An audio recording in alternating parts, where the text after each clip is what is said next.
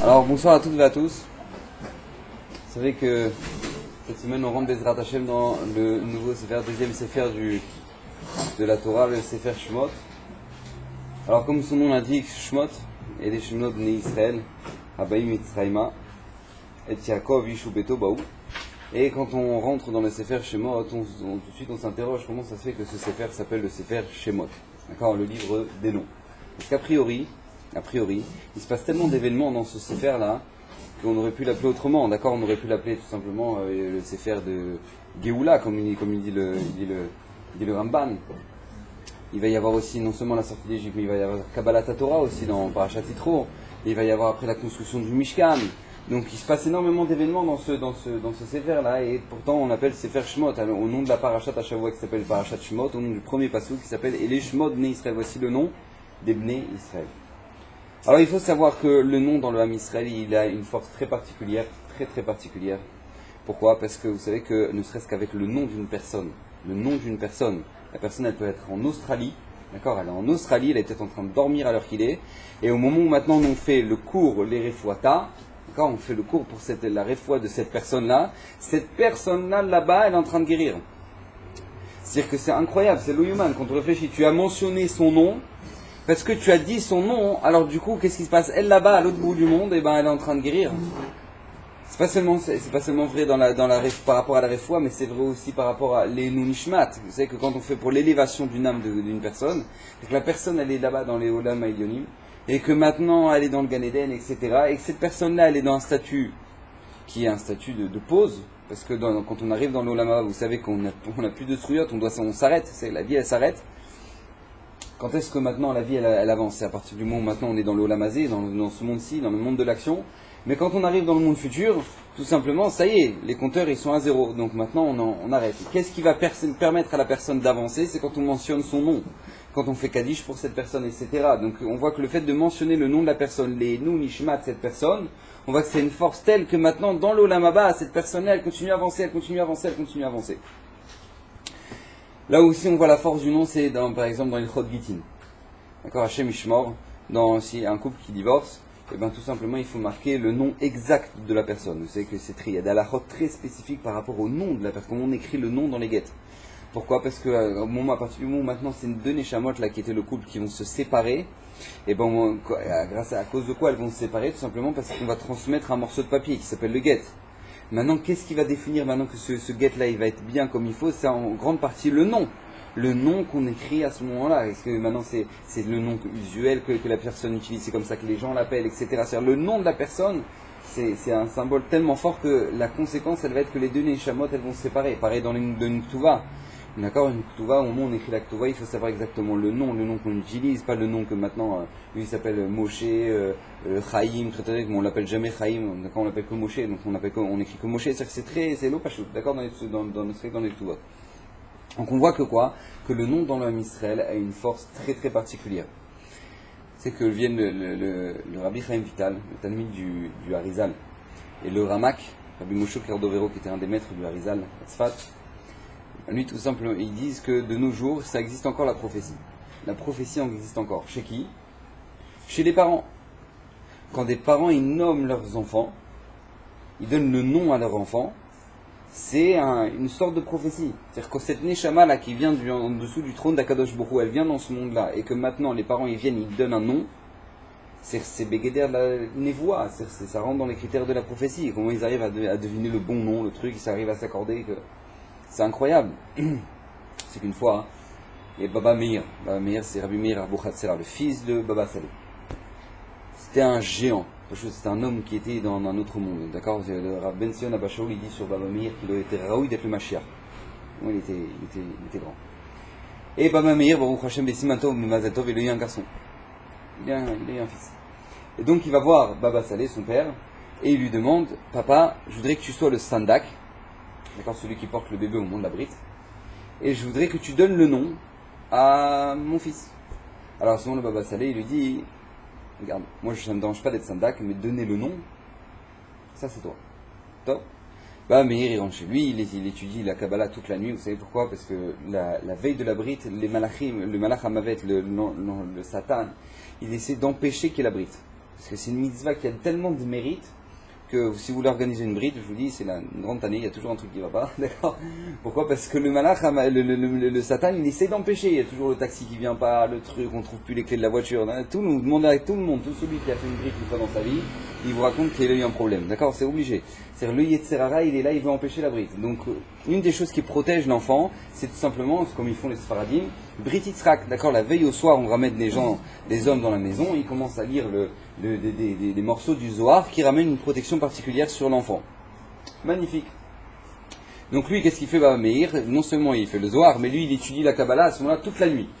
Toute la nuit, Baba Meir va étudier la Kabbalah jusqu'au lendemain matin. Maintenant, en pleine nuit, il s'écroule sur ses sfarim. Il s'endort. Bam! Et à ce moment-là, lui vient en rêve un rave, un grand barbe comme ça, impressionnant, avec un petit bébé dans les mains. À ce moment-là, Baba Meir, il le regarde, lui dit qui vous êtes? Il lui dit je suis Rabbi Shimon Bar Yochai. Ni plus ni moins. Elle est belle, d'accord? Rabbi Shimon Bar Yochai qui vient en rêve à Baba Meir. Il avait un petit bébé, il a dit ce bébé-là que tu tiens, Rabbi, dans ta main. Elle a dit lui, c'est Eleazar, mon fils. Alors, vous savez que Rabbi Shimon Bar Yochai, il était dans la grotte, il a étudié pendant 13 ans dans la grotte avec son fils, Eleazar, d'accord? C'est avec lui qu'il a écrit le Zohar. Donc, il lui dit, c'est Eleazar, mon fils. Toi, Eleazar, ton fils. Il dit, mais j'ai un problème, parce que Eleazar, ton fils, il est grand, c'est pas un bébé, tu étudies avec lui la Kabbalah dans la grotte, d'accord? Il y a un problème là. Alors, il dit, non, tu n'as pas compris. Lui, ce bébé-là, c'est ton fils. Mais il a une étincelle de la Neshama de mon fils, Eleazar, Rabbi Lazar. Et donc demain, la bride, tu l'appelleras Eleazar. Tu dis Rabbi Shimon Bar Yochai à Baba Meir. Et il a appelé effectivement son fils Eleazar, c'était Baba Eleazar qui était assassiné, d'accord? Mais comment ça se fait? Parce que tout simplement, c'est un Begeder prophétie, Begeder Navoua. Il faut savoir que tous les parents, c'est comme ça. Enfin, on n'a pas tous les rêves, mais en tout cas, c'est comme ça, c'est Begeder Navoua. Donner le nom à un enfant, c'est quelque chose qui est extraordinaire et que Pachout, il faut comprendre que ça rentre dans des capacités qui nous dépassent et qu'Akadosh Baruch Hu nous les donne à ce moment-là. Vous savez que le nom, il n'est pas seulement très très fort chez nous, chez les êtres humains, mais même chez Akadosh Baruch Hu. Il faut savoir que la seule chose qu'on comprend d'Hachem, c'est son nom. C'est la seule chose qu'on a d'Akadosh Baruch Hu, de son comportement, de la manière avec laquelle il gère son monde, c'est son nom. Des fois, il dit Elokenu dans la Torah. Elokenu, c'est Midatadin, d'accord?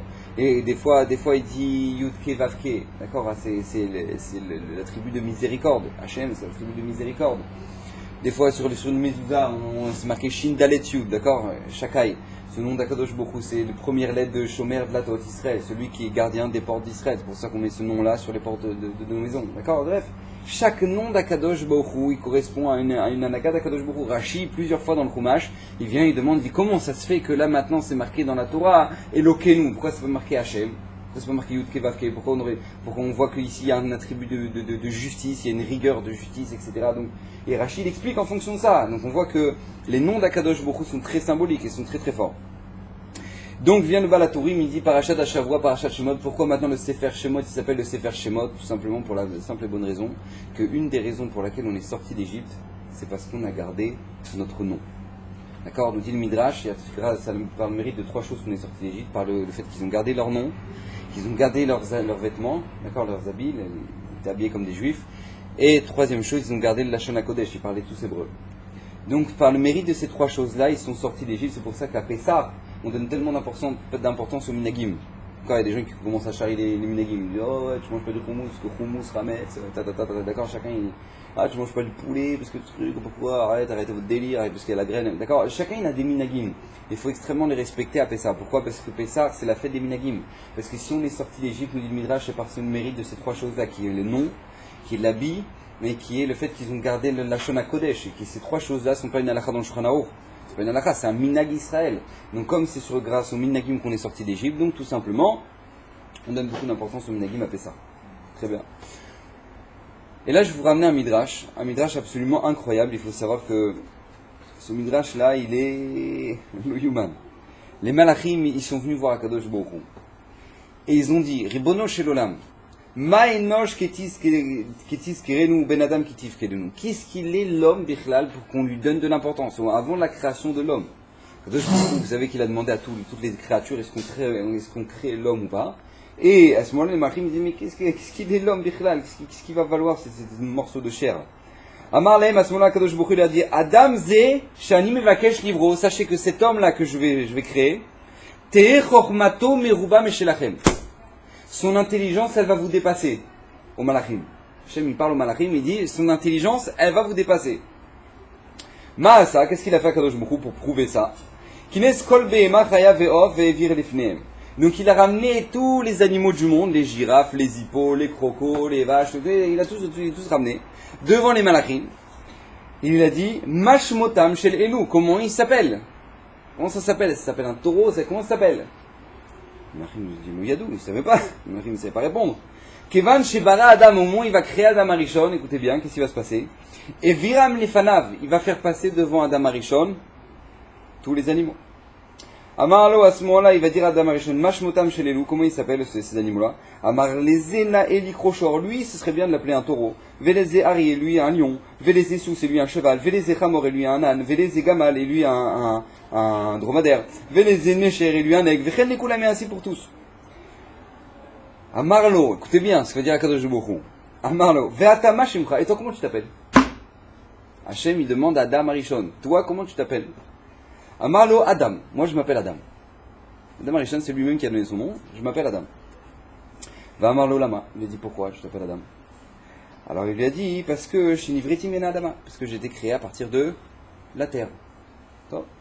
Amarlo Akadosh Baruch Hu, à ce moment-là, Hachem lui a dit Ani Mashmi, et moi comment je m'appelle? Toi comment tu t'appelles? Et moi comment je m'appelle? D'accord, grosse devinette. Toi comment tu t'appelles? Moi comment je m'appelle? D'accord, bon. Et moi Shmi, moi comment je m'appelle? Amarlo Hachem, toi tu t'appelles Ado et Nai. D'accord? Toi c'est ton nom.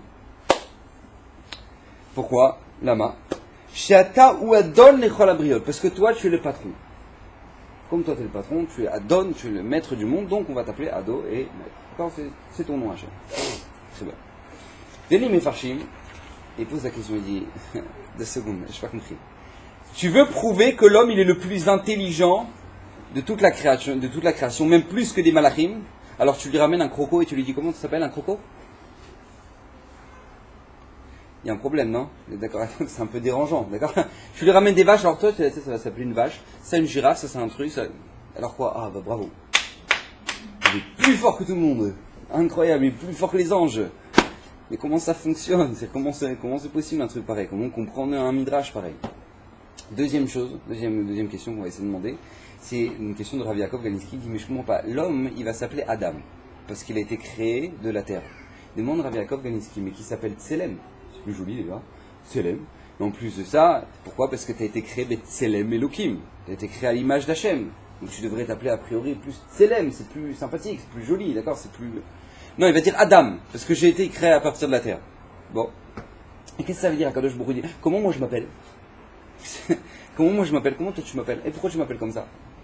Qu'est-ce qui se passe là ici, d'accord? On va essayer de comprendre Bezrat Hashem, c'est la première question du shiur. La deuxième question, vous savez tous, c'est des psukim que tout le monde connaît. Tout le monde les connaît, ces psukim. Tout le monde, on a tous fait la Perashat Bereshit, on a tous fait le Sefer Bereshit, on les connaît. Mais quand on les analyse un petit peu, on se rend compte qu'il y a un petit problème. Comme vous savez, Yaakov Avinu, il rentre de chez Lavan, il retourne en Eretz Kenaan, avec toute sa famille. Maintenant, lui, il fait traverser toute sa famille une grande rivière, et il revient parce qu'il a oublié une petite fiole. Il refait la marche arrière. Au moins, il refait marche arrière pour aller chercher cette petite fiole, il se fait attaquer par un malach, par un ange, qui est ni plus ni moins que l'ange de Esav, le Yetzerara, en personne, qui vient, qui attaque Yaakov. Qui demande de le tuer quand même, qui veut le tuer. Maintenant Yaakov, il se bat contre le malach, comme vous savez, il lui met la tannée. D'accord? Bon. À ce moment-là, va Yomer Shalchini, le malach il dit à Yaakov, libère-moi, laisse-moi partir. Qui a là, il s'est levé le jour.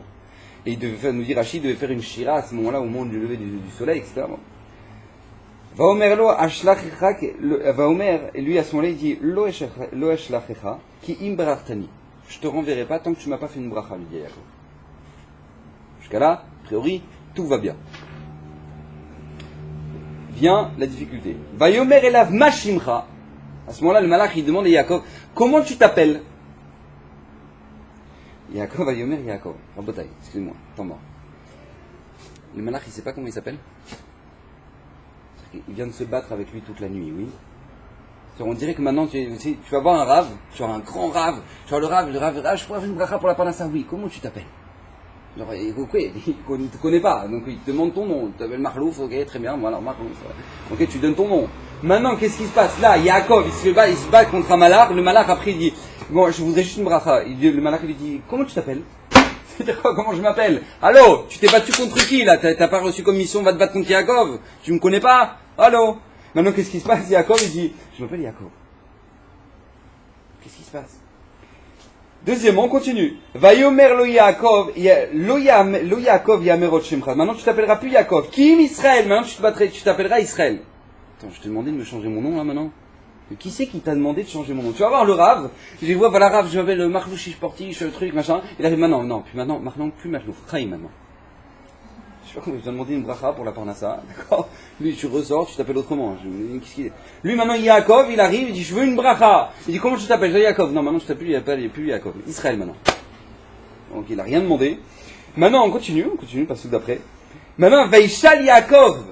Maintenant, Yaakov, il demande au malach, Vayomer Agida le Shemcha. Toi aussi, donne-moi ton nom. C'est-à-dire qu'il il s'échange le numéro de téléphone, quoi. C'est-à-dire, donne-moi tout mon numéro, comment je vais le noter, comment je t'appelle? Qu'est-ce qu'on en a? Donne-moi ton nom. Et là, il se fait baser, Vayomer Lamazet Shalishmi. Le malach lui dit, pourquoi tu me demandes mon nom? C'est tout, point. Là, il va répondre au charme, point. Nigma. Qu'est-ce qui se passe? C'est quoi cette embrouille? D'accord? Il demande une bracha, il lui dit comment tu t'appelles, après tu m'appelles comme ça, non, tu t'appelleras plus comme ça, et toi comment tu t'appelles, ah bon, on s'appelle. Ça veut dire quoi?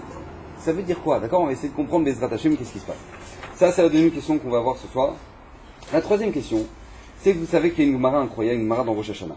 La Gemara dans Rosh Hashanah, elle nous dit il y a 4 choses qui déchirent le décret d'une personne. C'est-à-dire qu'à Hachem Yishmor, une personne peut se trouver dans une situation terrible, malade ou quoi que ce soit. Il y a 4 choses qui peuvent déchirer le décret. Et que faire en sorte que la chose s'arrange. La première, c'est quoi? Amar Rabbi Yitzhak, Arba Dvarim Makrim Gzardino chez l'Adam. Velouen, et les voici. Tzedaka. Première chose, c'est de donner la tzedaka. Là, tout va bien. Deuxième, Tzahaka, la tfila, prier. Troisième, Shinui Hashem, changement de nom. Quatrième, Shinui Maaseh, changement d'action. On commence à se comporter mieux. Et puis, il y en a qui disent qu'il y en a un cinquième, c'est Shinui Makom, changer d'endroit. Ok, 2 secondes. Il y a une personne maintenant, elle frôle la mort. Elle sent que là maintenant, dans le Beddin chez le Mala, on risque de la rappeler. Donc elle maintenant, elle veut changer, elle veut vivre. Donc on comprend que la tzedaka, comme nous dit la Gemara, tzedaka tatsil mimavet. D'accord, la tzedaka, ça sauve de la mort. Pourquoi? Parce que c'est logique. Toi maintenant, tu prends de ton argent, tu fais vivre l'autre grâce à ça. Grâce à toi, on vit. Donc tout simplement, mida keneged mida, toi aussi, on va te donner la vie. D'accord, on comprend la logique. Très bien. Ça, à la tfila, on comprend, d'accord? On dit à Rosh Hashanah, on dit à Kippour, il y a 3 choses qui font changer le din d'une personne. C'est quoi? C'est tzedaka, tfila, tshuva, d'accord? C'est 3 choses qui font faire la tfila, demander à Kadosh Baruch Hu, Bono Shebelam, je veux vivre, à Kadosh Baruch Hu, je sais que tout dépend de toi, c'est toi qui peux guérir, c'est toi. Ça déclenche la miséricorde dans le ciel, c'est vadaï. Donc la tfila, on comprend. Shinui Maaseh, changement d'action, on comprend, quelqu'un qui fait tchouva, on lui donne la vie. Jusqu'à présent, la personne ne se comportait pas comme il fallait. Akadosh Baruch Hu, il a fait une alerte. Maintenant, il comprend, il fait tchouva. Donc, au Hashem, ça amène la miséricorde sur cette personne. Et énormément, la plupart des gens qui ont fait tchouva, c'est parce qu'ils ont connu des grosses galères dans leur vie. D'accord? Énormément. Donc, très bien. Shinui Maaseh, ça déchire les décrets. Maintenant, Shinui Hashem, il change de nom. Il s'appelait Moshe, maintenant il s'appelle Chaim. Moshe, il s'appelle Chaim. Shinui Hashem. J'ai pas compris. Lui, il est mourant. Il est à l'hôpital, il est mourant. On lui change son nom. Il s'appelait Moshe maintenant, Moshe Benamou. Et maintenant, qu'est-ce qui se passe? On lui change. Non, maintenant il s'appelle Moshe, il s'appelle Chaim. Ah, il s'appelle Chaim. Alors, Malach Hamavet, là, il est bien embêté, tu vois. Là, l'ange de la mort, il s'est puré, mais où je vais le trouver maintenant, Moshe? Où est-ce qu'il est parti? Flux de zut. Donc lui, il va arriver là à l'hôpital, il va arriver à Bellinson, il dit, bon, alors je cherche un Moshe, d'accord, je suis Moshe Benamou. Il dit, ah, on n'a plus de Moshe Benamou. On a un Chaim Benamou. Ah non, non, on cherche un Moshe. Ah, d'accord. Ça veut dire quoi? Ça veut dire quoi? Tu as changé le nom de la personne, tu lui déchires son xardine. Qu'est-ce que ça peut changer? Qu'est-ce que ça fait, Rabotai? Qu'est-ce que ça peut changer? D'accord? Donc on va essayer de comprendre ça aussi. Et la 4e question qu'on va essayer de voir ce soir, Bessiata du Shemaya, c'est un pasouk très connu dans la Torah et qui a un comportement que tout le Ham Israël fait. Vous savez que dans la parashat Nitzavim, on parle de Chas v'Shalom, de celui qui est Messit ou Média. Vous savez qu'à Kadosh Baruch Hu, il y a une des choses qu'il déteste le plus, je crois que c'est la chose qu'il déteste le plus, c'est pas quand une personne faute, c'est quand elle entraîne les autres à fauter. D'accord? Ah, on sort ce soir, ah, on truc, machin. C'est une des choses qu'Hachem déteste le plus. D'accord? Quelqu'un que tu veux fauter, tu t'arrangeras avec Hachem. Mais quand tu entraînes tout le monde avec toi, c'est la catastrophe. D'accord? À Kedekar, c'est marqué Lo Yahvé Hachem Solach Lo. Akadosh Baruch Hu ne pardonnera pas. Hachem ne pardonnera pas. Kedekar. Umacha Hachem et Shemo mitachat Hashamayim. Et Akadosh Baruch Hu effacera son nom du dessous du ciel. C'est-à-dire qu'il n'existera plus. Ou Macha Hachem et Shemo. Vous savez qu'un rachat, d'accord, quand on dit le nom d'un rachat, qu'est-ce qu'on dit après? Yimar Shemo, que son nom soit effacé. Pourquoi? Je sais faire maintenant, il efface son nom. Et Akadosh Baruch Hu, il efface son nom. Ça veut dire qu'Hachem, il efface le nom d'une personne. Et ce que Shlomo HaMelech, il nous dit dans Mishlei, Zecher Tzadik Livracha, ou Shem Rechaim Yirkav, que le nom des Rechaim pourrisse. Ça peut faire que leur nom, ils pourrissent. Leur nom, il soit effacé. Qu'est-ce que ça veut dire? Donc Bezrat Hashem, on va essayer de comprendre ça ce soir et on va découvrir vraiment un monde extraordinaire, Bezrat Hashem, qui est le monde des prénoms. Alors vous savez que Parashat Hashavua, c'est une parashat très spéciale, la naissance d'une Neshama qui est hors du commun, qui est celle de Moshe Rabbeinu. Alors je ne sais pas si vous savez, mais le Midrash nous dit que Moshe Rabbeinu avait beaucoup de prénoms, il en avait 10. D'accord? Il écoutait à la Visoro, il avait écouté à Vigdor, il avait beaucoup de noms Moshe Rabbeinu. Mais sur les 10 noms que Moshe Rabbeinu avait, Kadosh Baruch Hu va décider de l'appeler par Moshe Rabbeinu. Pourquoi? Il dit le Midrash. Parce que celle qui va donner ce nom-là à Moshe, c'est Bithia, la fille de Paro, au moment où elle va rentrer dans le Nil pour se convertir. Elle va se convertir, Bithia, elle va l'aider dans le Nil pour se convertir. À ce moment-là, elle va voir ce petit bébé-là qui est dans le Nil. Et elle va faire une messirut nefesh. Elle va donner vraiment sa vie en danger parce qu'on veut l'empêcher de pouvoir attraper ce bébé-là. Il va même vériter un miracle extraordinaire avec son bras qui va s'allonger pour récupérer Moshe. À ce moment-là, elle va dire Kim Minamai Mishitiu. Elle va s'appeler Moshe Rabbeinu. Rabotai vient Raphaël Shmulevitch et nous dit mais qu'est-ce que ça veut dire?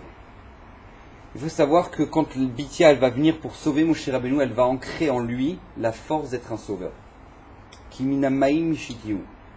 Je t'ai sauvé des eaux, à partir du moment où maintenant elle va sauver des eaux, elle a rentré en Moshe cette force-là d'être un sauveur. C'est pour ça que Hachem va vouloir l'appeler Moshe. Parce qu'il va s'appeler Moshi'an Shel Israël. Ça va être lui qui va maintenant sauver le clan Israël.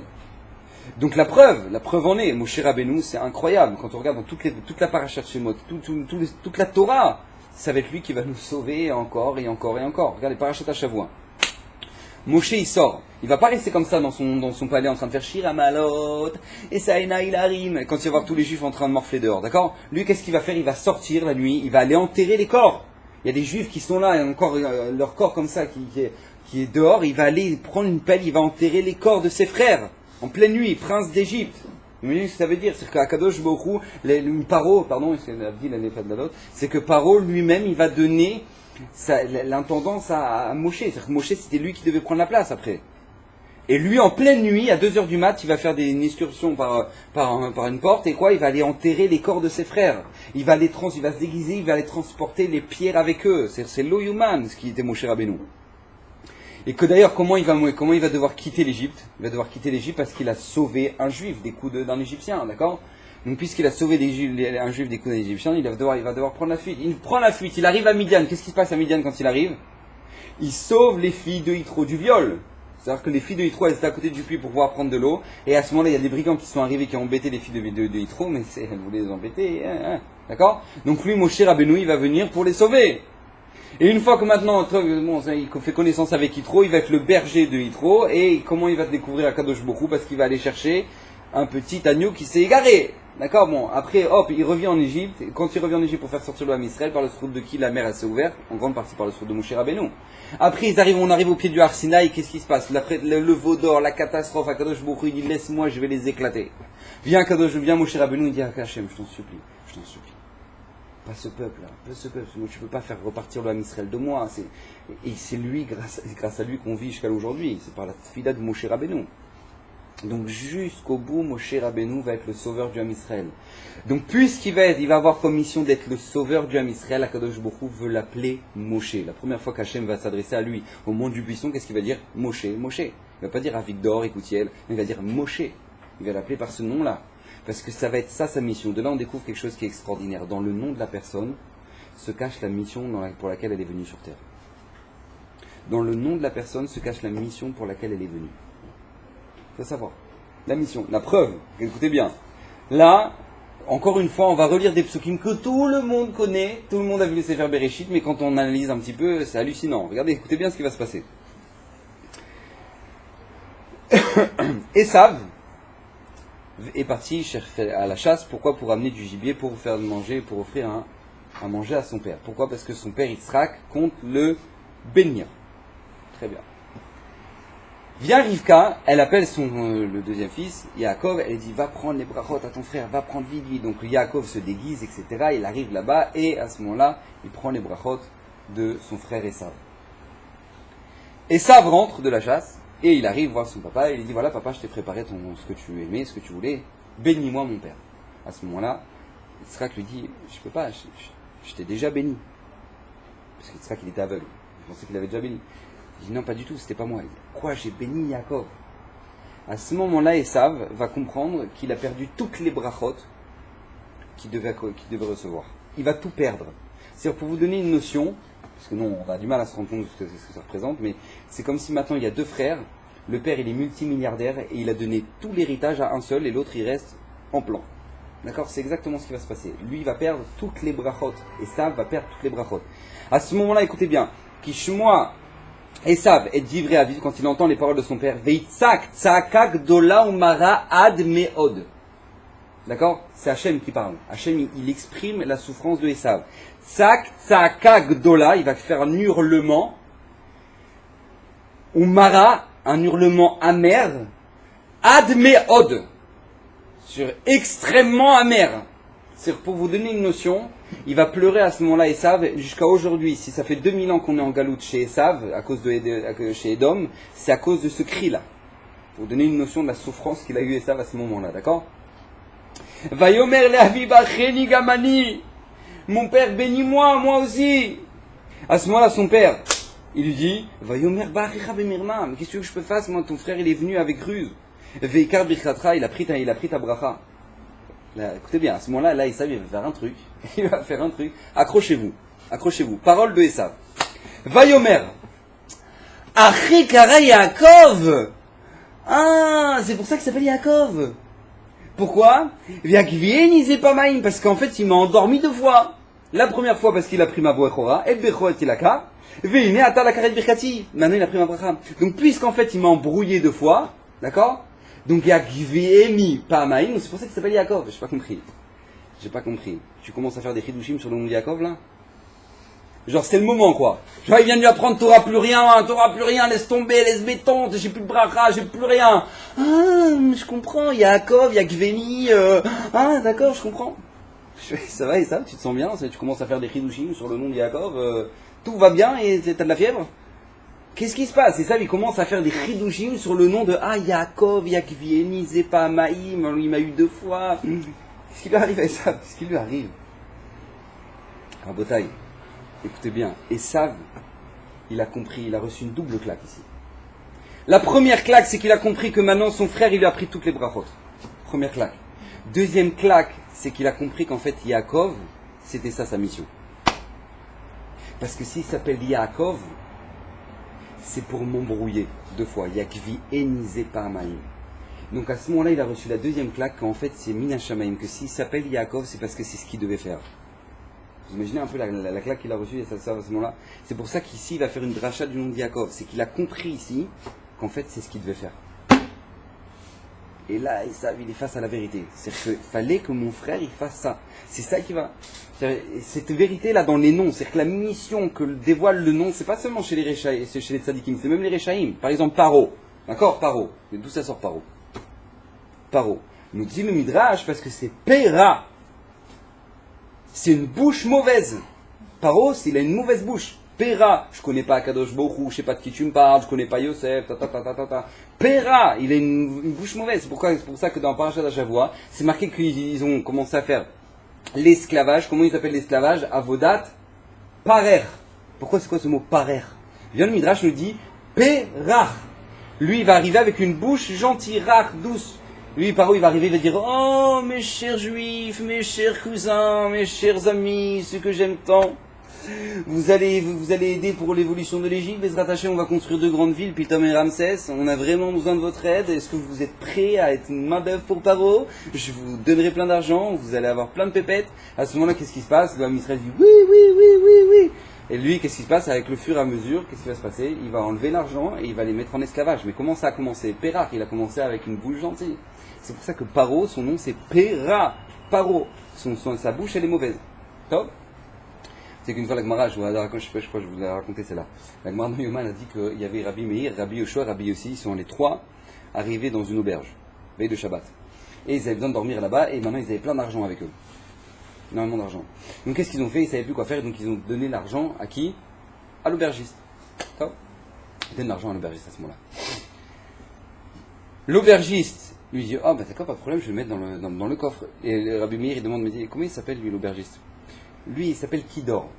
L'aubergiste s'appelle Kidor. Alors à ce moment-là, attends, en français c'est sympa, aubergiste Kidor. Mais Rabbi Meir lui, quand il voit ça, il dit, moi je lui donne pas mon argent. Kidor, je ne donne pas mon argent. Pourquoi? Parce qu'un des psukim dans les klalot, dans les malédictions de la Torah, Kidor ta purim ema banim no yemunban. C'est-à-dire que c'est des gens, c'est une génération tortueuse, des enfants qui on ne peut pas faire confiance comme ça. Hachem parle du Ham Israël. Donc qu'est-ce qui se passe? Kidor. Ah non, moi je donne pas. Moi ça m'inspire pas ce nom. Rabbi Meir il avait la chorma des noms. Il dit non, moi je donne pas mon argent. La preuve, et Motsé Shabbat qui s'est passé au moment où Rabbi Yeshua et Rabbi Yossi ils ont voulu récupérer leur argent, qu'est-ce qu'il a fait? Kidor? Hein? L'argent? Qui? Où? Quand? Hein? Ah bon? Donc Rabbi Meir il commence à dire, t'as vu, je l'avais dit, il fallait pas le faire, d'accord? Il est dangereux celui-là. Donc on voit que dans le nom, ne serait-ce que dans le nom des Rechaïm, c'est quelque chose qui est terrible. Ça mène une ashpa. Je me rappelle une fois, un de mes maîtres à Baruch Rosenblum, il a raconté qu'une fois il a reçu un coup de téléphone. Il a reçu un coup de téléphone d'une personne qui habitait en Hollande. Maintenant, lui, ni plus ni moins, c'est un prisonnier en Hollande, d'accord, qui a pris pour perpète parce qu'il a tué sa femme. Il a tué sa femme, il était énervé, il est rentré, bon, j'étais énervé, boum. Bon. Il tue sa femme, donc il a pris pour perpète. Maintenant, lui, il n'y a personne qui veut lui parler. On doute bien que la relation avec la famille ne doit pas être top. Et donc, du coup, qu'est-ce qui se passe? Il a des minutes de téléphone, et justement, comme il se renforce dans la Torah, et qu'il écoute les chiots de ce rave-là, bon, Rosenblum, Amnimrak, et bien tout simplement, il voulait l'appeler pour lui poser des questions sur... À ce moment-là, le Rabbi Rosenblum, il pose la question, il dit, mais comment tu t'appelles? Il a dit, je m'appelle Nimrod Cohen. Alors, pour vous donner une notion, Nimrod, c'est celui qui a jeté Abraham Avinu dans la fournaise, c'est celui qui a fait la tour de Babel, c'est bon, il a un gros dossier, Nimrod, d'accord? Donc lui, qu'est-ce qui s'est passé? Lui, il s'appelle Nimrod Cohen. Alors le Rav, il lui dit au téléphone, regarde Baba, écoute mon conseil, d'accord? Si tu vois un Rabat qui vient te ramener des matzot à Pessar, d'accord, et qui passe en prison, écoute-moi bien, demande-lui de faire Shinui Hashem, d'accord? Change de nom, parce que Nimrod, c'est pas bon, d'accord? Appelle-toi Abraham. D'accord? Nimrod, il a fait la guerre contre Abraham. Il le rappelle quelques mois plus tard. Ah, j'ai changé de nom, je m'appelle Abraham. Bezrat Hashem. Maintenant que tu restes en tôle, mais bon. En tout cas, Bezrat Hashem, que ça t'amène une atzlacha. Donc on voit que le nom c'est terrible.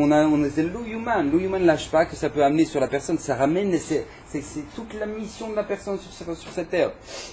Donc grâce à ça, Bezrat Hashem, on va pouvoir comprendre le fameux Midrash. Comment c'est possible? Alors qu'au moment où Akadosh Baruch Hu va dire aux Malachim, regardez, ça, la force de l'homme, c'est de savoir donner des noms. Pourquoi? En quoi c'est une chorma? Parce que tout simplement, quand Adam Arishon va donner le nom Shor, Necher, quand il va donner ces noms-là, je ne suis pas suffisamment fort en linguistique hébraïque pour maintenant vous expliquer quel rapport il y a entre l'animal et le nom, mais en tout cas, Adam Arishon, quand il l'a fait, eh ben, tout simplement, il savait il a donné la mission à l'animal. Il a défini qui il était. Et ça, c'est la force. C'est pour ça que quand Hachem va lui dire, et toi comment tu t'appelles? Je dis, moi je m'appelle Adam. Et toi comment je m'appelle? Toi tu t'appelles Ado Enai. Pourquoi? Il nous dit le Raphaël Mouchmoulevitch quelque chose d'extraordinaire. Pourquoi il a voulu s'appeler Adam et pas Tselem? Parce que Adam Arishon ici il a voulu nous donner une leçon extraordinaire. Tu veux grandir dans la Vodat Hachem, tu veux grandir, tu veux t'approcher d'Hachem dans ta vie. Le seul espoir c'est déjà savoir où tu en es toi et où il est Hachem. Viens, on met les pendules à l'heure, comme on dit chez nous. D'accord? Moi, je m'appelle Adam, je viens de la terre. Toi, t'es le patron. Voilà. Une fois qu'on a commencé comme ça, après, on avance. Il y a des gens qui se prennent pour le patron dans leur vie. Les gens, ils n'ont pas encore compris. D'accord? Ils pensent qu'ils sont maîtres de leur vie, qu'ils vont tout gérer. La parnassa, c'est que eux. La santé, c'est que eux. On va faire du sport, on va faire du stretching, du trail-wedding. Et qu'est-ce qui se passe? Grâce à ça, on aura la santé. Quand tu comprendras que toi, tu viens de la terre et que le patron, c'est Hachem, tu pourras avancer. Tant que tu n'auras pas compris ça, tu ne pourras pas avancer. C'est pour ça que Adam Arishon, il a voulu s'appeler Adam. pour se rappeler sans arrêt d'où je viens. J'aurais pu croire que puisque je suis le premier homme, alors je peux me la péter, je suis le premier homme, attends, c'est moi le beau gosse, d'accord? J'aurais pu croire ça. Viens, Adam Arishon dit, viens, Adama, je viens de la terre, moi. Je viens de la terre, parce qu'à partir du moment où maintenant je sais d'où je viens et où je vais, alors là on peut commencer dans la Avodat Hashem. Grâce à ça, on peut comprendre comment ça se fait que Yaakov, il va demander au Malach son nom. Pourquoi il va demander à Malach son nom? Parce que grâce au fait qu'il a compris quelle était la mission, avec le nom du Malach, il va comprendre quelle était sa mission, il va comprendre à qui il avait affaire. Alors Botaï, comment il va dire, il va demander son nom au Malach? Il dit, comment tu t'appelles? Il va lui dire, Lamazé Tishal Lishmi. Pourquoi tu me demandes mon nom? Nous dire Raphaël Shmulevitch ici, c'est le nom du Malach. Ça, c'est son nom. Lamazé Tishal Lishmi, c'est son nom. Pourquoi? Parce que nous dit le Midrash, c'était qui ce Malach là? C'était le Yetzirah. Le Yetzirah, c'est son nom, c'est Lamazé Tishal Lishmi. Pourquoi tu me poses la question? Pourquoi tu me demandes? La preuve, c'est que la plupart des gens qui font des avérotes, d'accord? Ils font des avérotes, et après 120 ans, le Satan, il arrive. Bam, bam, t'as vu comment il a fait des avérotes? Regarde ce Pacha et tout. À ce moment-là, qu'est-ce que les gens ils vont dire? Mais Hachem, c'est lui, c'est le Yetzirah qui m'a fait fauter, c'est lui! À ce moment-là, le Yetzirah, il va dire, mais moi, qu'est-ce que j'ai fait, moi? C'est toi qui as fait l'avéra tout seul. Lui, le Yetzirah, il est très fort. Il te crée l'ambiance, il te crée l'avéra, il te crée le truc pour qu'à la fin, tu tombes petit à petit, à la fin, pac! Quand tu te prends le mur, tu dis, oh, c'est pas moi, tu l'as pris tout seul. Tu te l'es pris tout seul. Ça, c'est la force du Yetzirah. C'est pour ça qu'il s'appelle Lamazé Tishal Lishmi. Pourquoi tu me demandes mon nom? Ça, c'est le nom du Malach. Et Bezrat Hashem, grâce à ça, on va comprendre comment ça se fait que Yaakov va changer de nom. En Botaï, puisqu'on a expliqué que le nom, c'est toute la mission de la personne. Dans le nom se cache toute la mission de la personne. Au moment où maintenant, Yaakov va se battre contre l'ange de Esav, il va changer de nom. Pourquoi? Vous savez que normalement, Yaakov et Esav n'étaient pas censés partir en cacahuète. D'accord, il faut le savoir. À la base, c'était pas le plan. D'accord, dans le plan, c'était tout simplement Yaakov Ishtam Yoshev ou Alim. Yaakov, c'était celui qui devait être assis dans les tentes. Et Esav, c'est celui qui devait partir travailler et ramener la parnassa et financer Yaakov. Comme on voit dans le Ham Israël, Issachar et Zevulun. D'accord, il y a Issachar qui étudie la Torah, Zevulun qui travaille et qui ramène la parnassa à Issachar pour qu'il puisse étudier. Grâce à ça, Zevulun acquiert son mérite dans la Torah. Donc normalement, ça devait être pareil. Esav, c'est une nation Asiya. L'action, le monde de l'action. Il devait rentrer, lui, dans le monde de l'action, dans le monde du business, etc. et financer Yaakov. Maintenant, Rivka, elle va dire, oulala, ça sent pas bon. Lui, il est en train de prendre une mauvaise tournure. D'accord? Quand il est en train de voir que Yesav, c'est pas très bon ce qu'il fait. Donc, elle va dire, Rivka, va prendre les brachot à qui? À Esav. Quand Yaakov va aller prendre les brachot à Esav, il va endosser le rôle aussi de Esav. Il va endosser le rôle de Esav quand il va prendre les brachot. C'est pour ça que toutes les brachot que Yitzhak va lui faire, c'est quoi? C'est que des brachot sur l'olamazé. Que tu es la bracha dans le champ, dans le truc, dans les pluies, dans les machins. C'est que des brachot sur ce monde-ci, dans le monde Gashmi. Comment ça se fait? Parce que tout simplement, ça devait être les brachot de Esav. Donc Yaakov, maintenant, il prend les brachot. Quand est-ce que maintenant, qui c'est qui va tamponner les brachot de Esav? C'est le malach. Le malach, quand il va se battre avec lui, Yaakov il dit, tu restes ici, tu me fais une bracha. Ça veut dire quoi? Tu acquiesces toutes les brachot que maintenant j'ai reçues de mon père, elles sont pour moi, elles ne sont pas pour Esav. Au moment où le malach il va lui dire, il n'y a pas de problème, c'est pour toi, à ce moment-là, il va changer de nom. Pourquoi? Parce que maintenant, il va enrôler une autre mission. Jusqu'à présent, il avait sa mission en tant que Yaakov. Maintenant, il va avoir une autre mission, qui va être la mission aussi de celle d'Esav. Donc, il va s'appeler Israël. Kisarita Imelukim Vatuchal. Tu as battu le malach de Esav. Donc, maintenant, tu vas t'appeler Israël. On comprend comment il... Et regardez, c'est un clade dans toute la Torah. La Torah, elle nous montre qu'à partir du moment où une personne elle va faire quelque chose de très particulier, et bien, tout simplement, cette personne-là, elle va recevoir une bracha incroyable. Elle va changer de nom. Tout simplement, elle va changer de nom. Regardez, je vous donne un exemple très simple. Au moment de la fin de Parashat Chaye Sarah. Chaye Sarah, Abraham Avinu enterre Sarah. À la fin de la paracha, il va se remarier avec une autre femme, il y a Abraham Avinu. Comment elle s'appelle? Nous dit le Torah, Yosef Abraham Veikar Isha Vushma Ktura. Yaakov, Abraham Avinu va se remarier avec une femme qui s'appelle Tura. Puis Rachid dit, c'est qui Tura? Shkun, on est chez nous. Shkun Tura. Dit Rachid, Zohagar. C'est Agar. C'est la servante d'Abraham, celle qu'il a jetée de la maison. D'accord? Celle que sur la demande de Sarah, il a jeté de la maison. C'est Agar. Demande Rachid pourquoi elle s'appelle Torah. Parce que pour nous dire que chez Naïm Maaseach Ektoret, que ses actions elles sont belles comme l'Ektoret, comme les encens.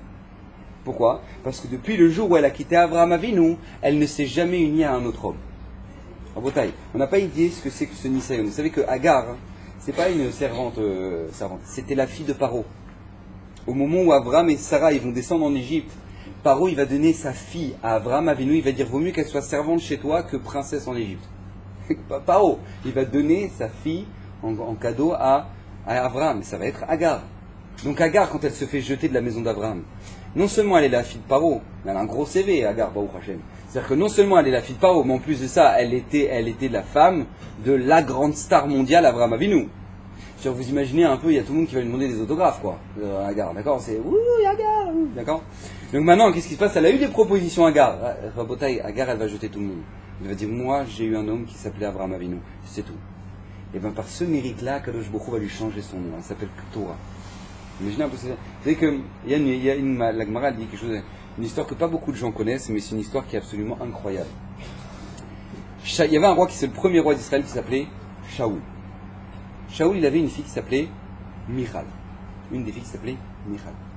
Michal, elle devait se marier avec David Amelech, ni plus ni moins, d'accord? David Amelech, il a demandé à Shaoul de se marier avec sa fille.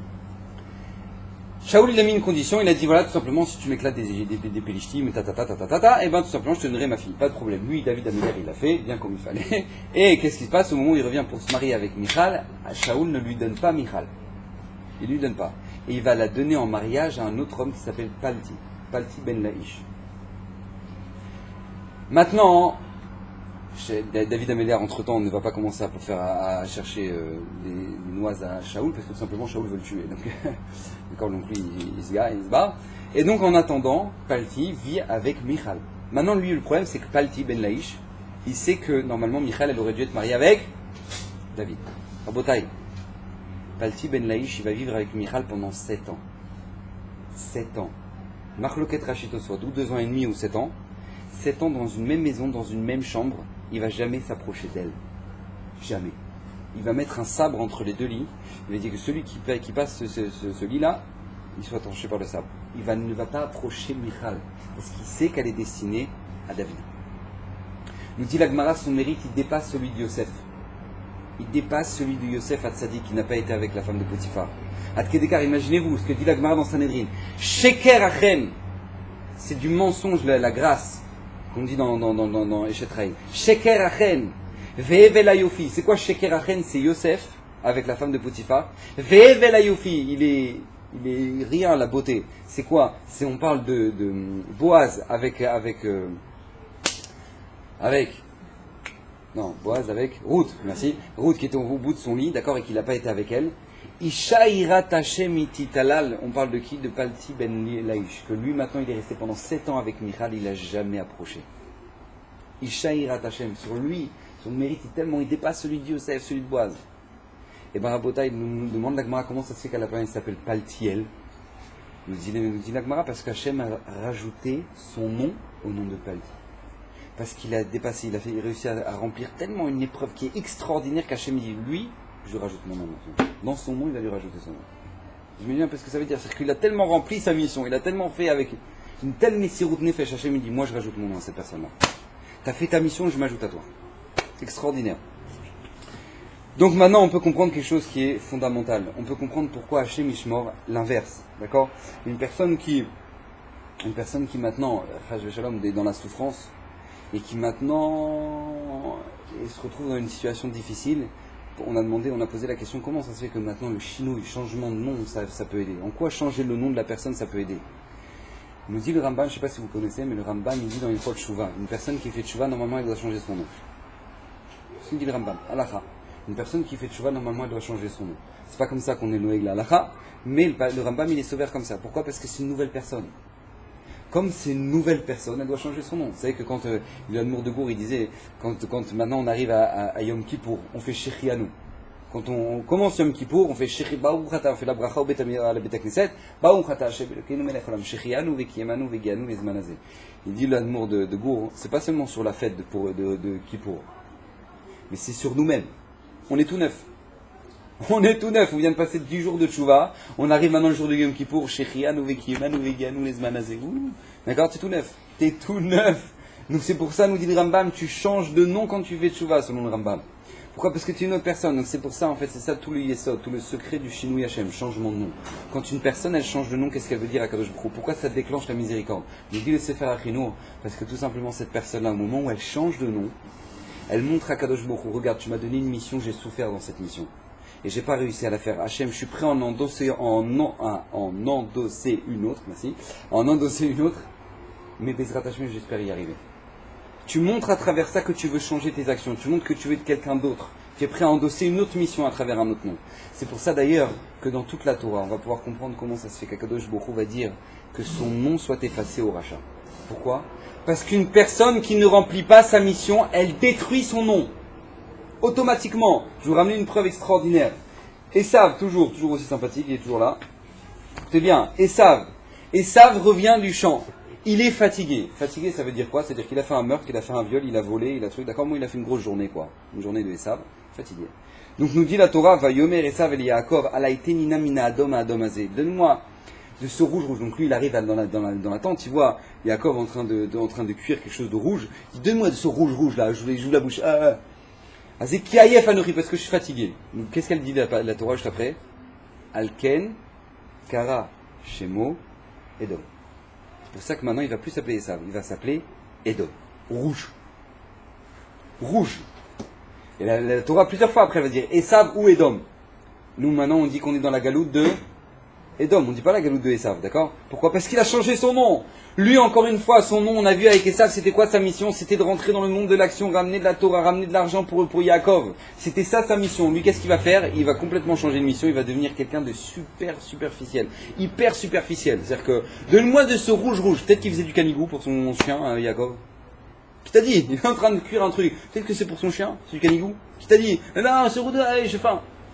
C'est qu'il va devenir quelqu'un d'extrêmement superficiel, à l'image de toute la société et toute la galoute qu'on est en train de traverser. Que des gens hyper superficiels. C'est pour ça que Esav, il est comparé au cochon. D'accord ? Parce que dehors, il montre qu'il est cachère. Je suis super cachère. Extérieurement, je suis impec. Mais à l'intérieur, c'est... D'accord ? Ça, c'est l'image du cochon. C'est exactement ce qui se passe. C'est-à-dire qu'Edom, on veut montrer, on est classe, on est bien, on est correct, on est truc, mais c'est l'hypocrisie à mort. C'est l'hypocrisie à mort. Vous savez que Hitler, il marchait mauvais zéro. Et bien tout simplement, lui, cet homme-là, il montrait que c'était la grande société allemande, on est bien, on est super construit, on est machin, truc, et il t'envoie tout le monde dans les fours. C'est-à-dire ça, c'est Esav. C'est-à-dire qu'extérieurement, on te montre que, mais dedans, c'est pourri. Donc ça, c'est toutes les superficialités. C'est quoi ? C'est le symbole de Esav. Donc c'est pour ça qu'il va s'appeler Edom. Il va détruire son nom. Malheureusement, la Gemara nous raconte une histoire d'un rave qui était un géant, qui s'appelait Rabbi Eliezer ben Dourdaya, qui était le maître de Rabbi Meir Balanès. Et malheureusement, il va virer de bord, on va dire comme ça. Il va virer de bord. Et la Gemara, depuis ce jour-là, elle va l'appeler Acher. Elle va plus l'appeler Rabbi Eliezer ben Dourdaya. Elle va l'appeler Acher. Pourquoi ? Peut-être à cause d'une histoire qui est arrivée dans la Gemara Chagiga. La Gemara Chagiga nous raconte qu'une fois il est arrivé, il a vu une prostituée, il a voulu aller avec la prostituée, et la prostituée elle a dit monsieur le rabbin, je me sens un peu gêné, d'accord ? Vous êtes Rabbi Eliezer ben Dourdaya ? À ce moment-là, il a dit non, pas du tout. Il a mis Mechalel Shabbat devant elle pour lui faire croire que c'est pas lui. Et à ce moment-là, elle a dit la Zeben Adam Acher. Alors c'est un autre homme alors depuis ce jour-là, il va s'appeler Acher. Pourquoi ? Parce qu'il a perdu son nom. Il a détruit son nom. C'est pour ça que les Rechaïm ont dit Yimarshmam. Parce que non seulement ils se sont détruits, mais on veut que maintenant, même leur nom il reste pas. Parce que non seulement leur mission, ils n'en ont pas réussi, mais même le fait qu'ils devaient réussir une mission, on ne veut pas. Yimarshmam, on veut effacer son nom. On veut effacer complètement le nom de la personne. Grâce à ça, on va pouvoir comprendre quelque chose qui est extraordinaire. L'importance d'avoir des noms juifs. Pas s'appeler Jennifer, Claudia ou truc, d'accord ? L'importance d'avoir un nom juif, très important, hyper chachou. Pourquoi ? Parce qu'encore une fois, tout le nom c'est la mission de la personne. Tout le nom c'est le symbole de toute sa mission. Donc puisque c'est le symbole de toute sa mission, il faut savoir qu'au moment où Yaakov il arrive, et au moment où Paro il a vu Yosef et qu'il lui a interprété les rêves, il va faire de Yosef le roi d'Égypte. Très bien. Qu'est-ce qu'il va faire ? La première chose que va faire Paro, écoutez bien, première chose qu'il va faire Paro. Vaikra Paro Shem Yosef Sofnat Paneach. Maintenant, tu vas plus t'appeler Yosef. Exprès, Paro, il sait très bien. Maintenant, tu vas plus t'appeler Yosef. Tu vas t'appeler Sofnat Paneach. Il va kiffer Yosef, ce genre de nom ? Il va lui dire, regarde, écoute-moi, Paro, avec tout le respect, tu restes tranquille, je m'appelle Yosef, d'accord? Moi, je m'appelle Yosef, d'accord? La preuve, c'est que la Torah, après, elle lui dit, au moment où maintenant tous les Égyptiens, tous les Égyptiens, ils sont en train de crever la dalle. Vatirav, kol eretz Mitzrayim, tout le monde a faim, Vitsak, Aham, et le Paro, tout le peuple, ils sont en train de crier à Paro, on a faim, la lechem. Vayomer Paro, lechol Mitzrayim, qu'est-ce qu'il dit Paro à tout l'Égypte? Lechou el Yosef. Allez voir Yosef. Il va pas dire allez voir Tsofnat Panéar. Parce que Yosef, il lui a fait comprendre, attends, oh, tu m'appelles pas Tsofnat Panéar, d'accord? Si tu m'appelles Tsofnat Panéar, mes deux fils, ils vont s'appeler Alexandrie et Alexandra. Alors, reste tranquille. Moi, mes fils s'appellent Ephraim et Ménaché, d'accord? Moi, Yosef, Ephraim et Ménaché. C'est comme ça que ça fonctionne. Gardez le nom. Le nom, c'est extrêmement important. C'est pour ça qu'il claire, il marche chez Mauvais Ziro. Qu'est-ce qu'il a voulu faire? La première chose qu'il a voulu faire quand c'est arrivé dans les camps, les gens, il leur a enlevé leur nom. Il leur mettait des numéros. C'est pour ça que c'est tellement grave. Nous dit la Gemara que d'appeler une personne par un petit nom, oh la grosse, oh le truc, hein, c'est hyper grave. Pourquoi c'est marqué que En Lochelek Lolamaba, une personne qui donne des petits noms à d'autres, et c'est marqué En Lochelek Lolamaba. Pourquoi? Parce que tu effaces à travers ça tout le nom de la personne. Tout le nom de la personne, toute la main ou tout l'essence qu'elle est, et bien tout simplement tu l'enlèves à travers le fait que maintenant tu l'appelles par un petit nom. Il faut faire très attention à ça. Alors maintenant on va pouvoir comprendre quelque chose qui est fondamental. Pourquoi je vous dis tout ça? Pourquoi je vais parler des noms? Un truc super, ok, Tachles. Rabota, écoutez bien. Premier passouk parashat Hashavua. Vele Shmod Bnei Israël Abayim Mitzrayim. Voici le nom des Bnei Israël qui sont venus en Égypte. Et Yaakov Ish Ubeto. Bon, Yaakov, avec sa maison, ils sont arrivés. Reuven, Shimon, Levi, Yehuda, Issachar, Zevulun, on rappelle les noms. Viens Rashi, premier Rashi de la parasha. Bien que Akadosh Baruch Hu les a déjà mentionné leur nom avant, dans la paracha juste avant, Vaïchi, il a déjà Akadosh Baruch Hu mentionné le nom de tous les Shvatim. Chazar umanam bemitatam. De nouveau il vient et il les renomme. Léodia afin que tu saches, Chibatam, l'amour qu'Hachem a pour les Bnei Israël. Magnifique. Comment tu vois qu'Hachem les aime? Hachem il n'arrête pas de les appeler. Reuven, Shimon, encore une fois, allez, et les Shimon de Israël, Reuven, Shimon. À travers ça, tu vois l'amour qu'Hachem il a pour eux. A priori, Rachid aurait pu s'arrêter à là. Point. D'accord? Le dire Batan pour que tu saches combien il les aime. Très bien. Le problème, c'est que Rachid continue. Écoutez bien ce que nous dit Rachid. Shelim Shelou la Kochavim. Car il ressemble aux étoiles. C'est joli. D'accord? Il ressemble aux étoiles que Akadosh Baruch Hu les compte, chez Moutsia ou Machnissam, Akadosh Baruch Hu les sort, les rentre, le Mispar ou Beshmotam, avec leur nombre, avec leur nom, chez Nehemar, Amotsi, Bemispar, Tzvaam, les Chulam, Beshem Mikra, Akadosh Baruch Hu les appelle toutes par son nom, les étoiles, etc. Donc au même titre qu'on appelle les étoiles, du coup les Israël s'appellent les étoiles, et nous c'est joli, c'est bien, top. Top. Abotai, qu'est-ce qu'il veut Rachid? Qu'est-ce qu'il veut Rachid? Il aurait pu s'arrêter pour montrer l'amour qu'il a pour eux. Point. Non. Comme les étoiles qu'Hachem compte, ce truc. Qu'est-ce qu'il veut Rachid? Yarav Moshe Steinbourg, il nous dit un chidouche extraordinaire. Écoutez bien. Quand on regarde les étoiles, on pourrait faire l'erreur de croire une en plus, une en moins. Ça change pas grand-chose. Ça change pas grand-chose. Une étoile en plus, une étoile en moins, ouais, ça va quoi. Sache qu'aux yeux d'Hachem, c'est faux. Aux yeux d'Hachem, Akadosh Baruch Hu compte chaque étoile. Chaque étoile, Akadosh Baruch Hu la compte et la nomme et se soucie d'elle chaque jour. Chaque jour. Chaque jour, chaque étoile.